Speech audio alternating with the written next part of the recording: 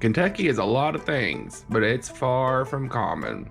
I mean, we have moonbows, a rock chained to the side of a mountain, and this unfortunately named place. Even with that weirdness and a lot more, Kentucky is officially known as a Commonwealth. But why is Kentucky called a Commonwealth? There are a lot of misconceptions about what this means and how it came to be, and the truth dates back to a time just after the American Revolution, when the original 13 colonies won their independence from England and formed the United States. Each created its own government with its own name. Delaware was the first state to join the Union and named itself the State of Delaware. All of the colonies chose to use the word state in their names except for three: Massachusetts, Pennsylvania, and Virginia.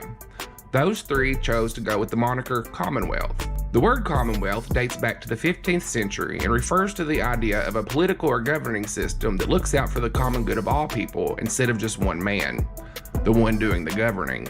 By calling themselves Commonwealths, these three states were throwing one last snub at King George of England after beating him in the Revolution. The land that is now Kentucky was once called the Transylvania Colony.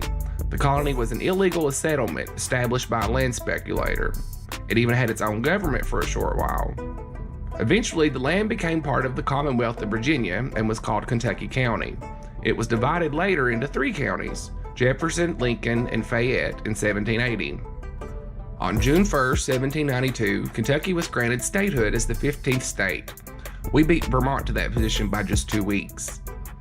In choosing its official name, Kentucky chose to follow Virginia's lead and stick with the title of Commonwealth, becoming the fourth and last state to do so. So what does the fact that Kentucky calls itself a Commonwealth mean in the grand scheme of things? 2 words: nothing really. Commonwealth is just a name.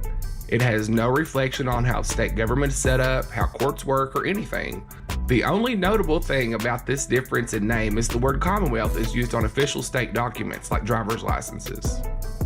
So in short, there's a lot of uncommon things in Kentucky, but there's nothing uncommon about being a Commonwealth.